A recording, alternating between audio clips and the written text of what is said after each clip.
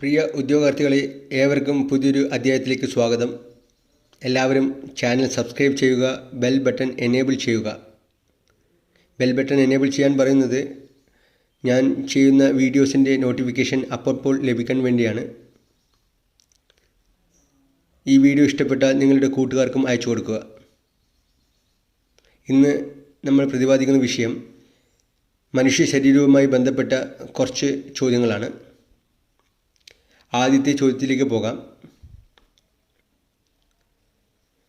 Vitamin എയുടെ അപര്യാപ്തത മൂലം ഉണ്ടാകുന്ന രോഗം ഏത്? വിറ്റാമിൻ എയുടെ അപര്യാപ്തത മൂലമുണ്ടാകുന്ന രോഗം ഏത്? ഉത്തരം നിശാന്തത. നിശാന്തത വിറ്റാമിൻ എയുടെ അപര്യാപ്തത മൂലമുണ്ടാകുന്ന രോഗമാണ്. അടുത്ത ചോദ്യം, വിറ്റാമിൻ B1 അപര്യാപ്തത മൂലമുണ്ടാകുന്ന രോഗം ഏത്?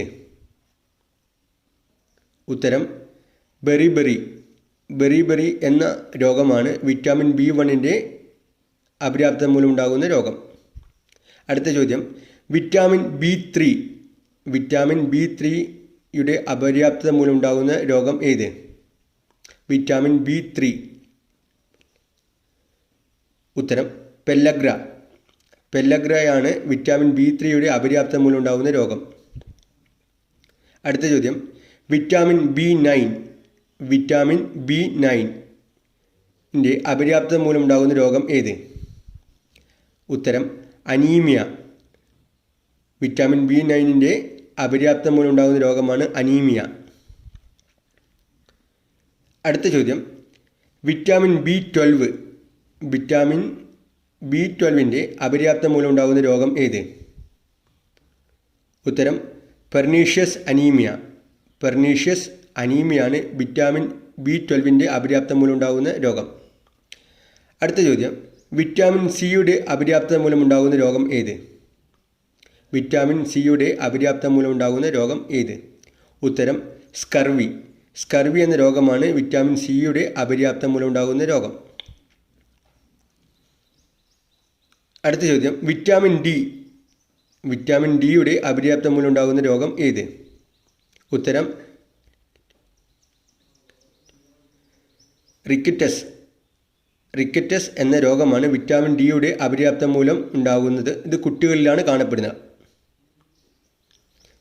ഇത് തന്നെ വിറ്റാമിൻ ഡിയുടെ അപര്യാപ്തത മൂലം മുതിർന്നവർക്ക് ഉണ്ടാകുന്ന രോഗമാണ് ഓസ്റ്റിയോമലേഷ്യ എന്ന രോഗം വിറ്റാമിൻ ഡിയുടെ അപര്യാപ്തത മൂലം മുതിർന്നവർക്ക് വരുന്ന ഒരു രോഗമാണ്. അടുത്ത ചോദ്യം, വിറ്റാമിൻ ഇയുടെ അപര്യാപ്തത മൂലം ഉണ്ടാകുന്ന രോഗം ഏത്? Vitamin E. ഉത്തരം വന്ധ്യതയാണ് വിറ്റാമിൻ ഇയുടെ അപര്യാപ്തത മൂലം ഉണ്ടാകുന്ന രോഗം. അടുത്ത ചോദ്യം, വിറ്റാമിൻ കെയുടെ അപര്യാപ്തത മൂലം ഉണ്ടാകുന്ന രോഗം ഏത്? വിറ്റാമിൻ കെയുടെ അപര്യാപ്തത മൂലം ഉണ്ടാകുന്ന രോഗം ഏത്? ഉത്തരം രക്തസ്രാവം. അപ്പം ചുരുക്കി പറഞ്ഞാൽ വിറ്റാമിൻ എ നിശാന്തത, vitamin B1 beriberi, vitamin B3 pellagra, vitamin B9 anaemia, vitamin B12 pernicious anaemia, vitamin C scurvy, vitamin D കുട്ടികൾക്ക് റിക്കറ്റസ്, മുതിർന്നവർക്ക് ഓസ്റ്റിയോമലേഷ്യ, വിറ്റാമിൻ ഇ വന്ധ്യത, വിറ്റാമിൻ കെ രക്തസ്രാവം. അടുത്ത ചോദ്യം, ശരീരത്തിലെ ഏറ്റവും വലിയ ജ്ഞാനേന്ദ്രിയം ഏത്? ഉത്തരം ത്വക്ക്.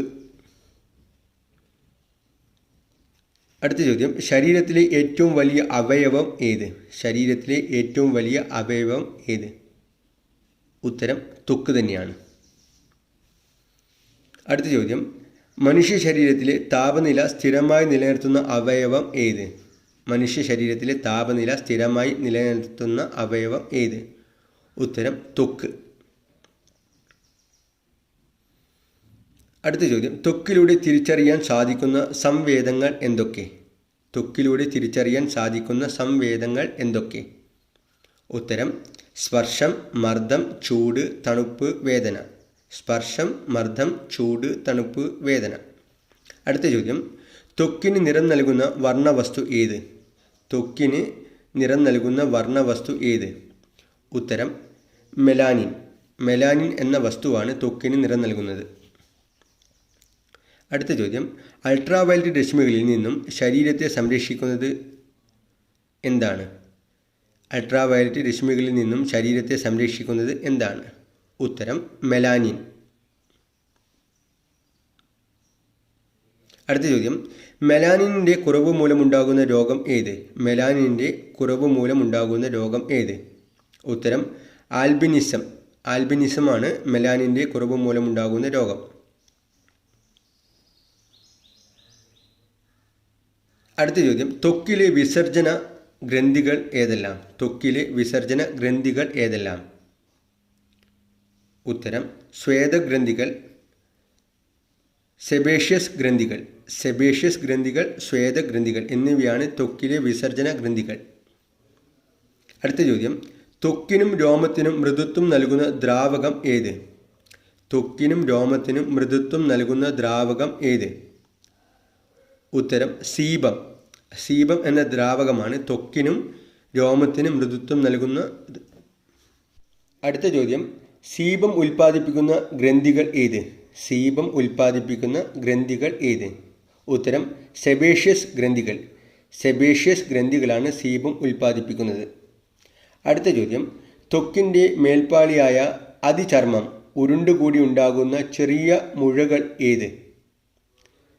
ത്വക്കിൻ്റെ മേൽപ്പാളികളായ അതിചർമ്മം ഉരുണ്ടുകൂടി ഉണ്ടാകുന്ന ചെറിയ മുഴകൾ ഏത്? ഉത്തരം അരിമ്പാറ. അരിമ്പാറയാണ് ത്വക്കിൻ്റെ മേൽപ്പാളികളായ അതിചർമ്മം ഉരുണ്ടുകൂടി ഉണ്ടാകുന്ന ചെറിയ മുഴകൾ. അടുത്ത ചോദ്യം, അരിമ്പാറയ്ക്ക് കാരണമായ വൈറസ് ഏത്? അരിമ്പാറയ്ക്ക് കാരണമായ വൈറസ്. ഉത്തരം human papilloma virus. Human papilloma വൈറസാണ് അരിമ്പാറയ്ക്ക് കാരണമായ വൈറസ്. Human papilloma virus. അടുത്ത ചോദ്യം, അതിചർമ്മത്തിൻ്റെ മേൽപ്പാട അടർന്നു വീഴുന്ന രോഗം ഏത്? അതിചർമ്മത്തിൻ്റെ മേൽപ്പാട അടർന്നു വീഴുന്ന രോഗം ഏത്? ഉത്തരം സോറിയാസിസ്. സോറിയാസിസ് ആണ് അതിചർമ്മത്തിൻ്റെ മേൽപ്പാട അടർന്നു വീഴുന്ന രോഗം. അടുത്ത ചോദ്യം, മനുഷ്യ ശരീരത്തിലെ തൊലി മുഴുവൻ മാറി പുതിയതുണ്ടാകാൻ ആവശ്യമായ സമയം എത്ര? മനുഷ്യ ശരീരത്തിലെ തൊലി മുഴുവൻ മാറി പുതുതായി ഉണ്ടാകാൻ ആവശ്യമായ സമയം എത്ര? ഉത്തരം 27 മുതൽ 30 ദിവസം വരെ.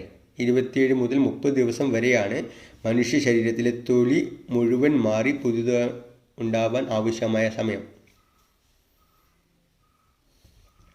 അടുത്ത ചോദ്യം, സസ്യങ്ങളിലെ ത്വരിതഗതിയിലുള്ള വളർച്ചയ്ക്ക് കാരണമാകുന്ന ഹോർമോൺ ഏത്? സസ്യങ്ങളിലെ ത്വരിതഗതിയിലുള്ള വളർച്ചയ്ക്ക് കാരണമാകുന്ന ഹോർമോൺ ഏത്? ഉത്തരം ഗിബറലിൻ. ഗിബറലിൻ എന്ന ഹോർമോണാണ് സസ്യങ്ങളിലെ ത്വരിതഗതിയിലുള്ള വളർച്ചയ്ക്ക് കാരണമായ ഹോർമോൺ. അടുത്ത ചോദ്യം, ഈ ചോദ്യം വളരെ ഇമ്പോർട്ടൻ്റ് ആണ്. PSC ചോദ്യം മുൻ വർഷങ്ങൾ ചോദിച്ചിട്ടുണ്ട്. വാതക രൂപത്തിൽ കാണുന്ന സസ്യ ഹോർമോൺ ഏത്? വാതക രൂപത്തിൽ കാണുന്ന സസ്യ ഹോർമോൺ ഏത്? ഉത്തരം എഥലീൻ. എഥലീൻ ആണ് വാതക രൂപത്തിൽ കാണുന്ന സസ്യ ഹോർമോൺ.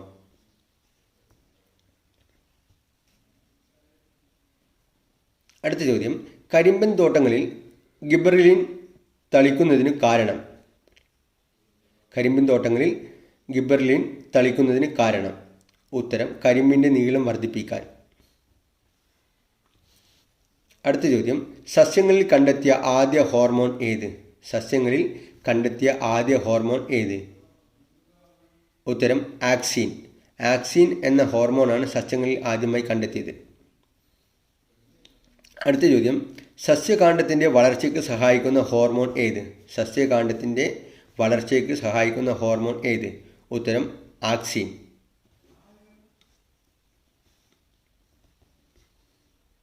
അടുത്ത ചോദ്യം, പഴങ്ങളെ പാകമാക്കാൻ ഉപയോഗിക്കുന്ന രാസവസ്തു ഏത്? പഴങ്ങളെ പാകമാക്കാൻ ഉപയോഗിക്കുന്ന രാസവസ്തു ഏത്? ഉത്തരം കാൽസ്യം കാർബണേറ്റ്. കാൽസ്യം കാർബണേറ്റ് ആണ് പഴങ്ങളെ പാകമാക്കാൻ ഉപയോഗിക്കുന്ന രാസവസ്തു. അടുത്ത ചോദ്യം, ഫലങ്ങൾ പാകമാകാൻ സഹായിക്കുന്ന ഹോർമോൺ ഏത്? ഫലങ്ങൾ പാകമാകാൻ സഹായിക്കുന്ന ഹോർമോൺ ഏത്? ഉത്തരം എഥലീൻ.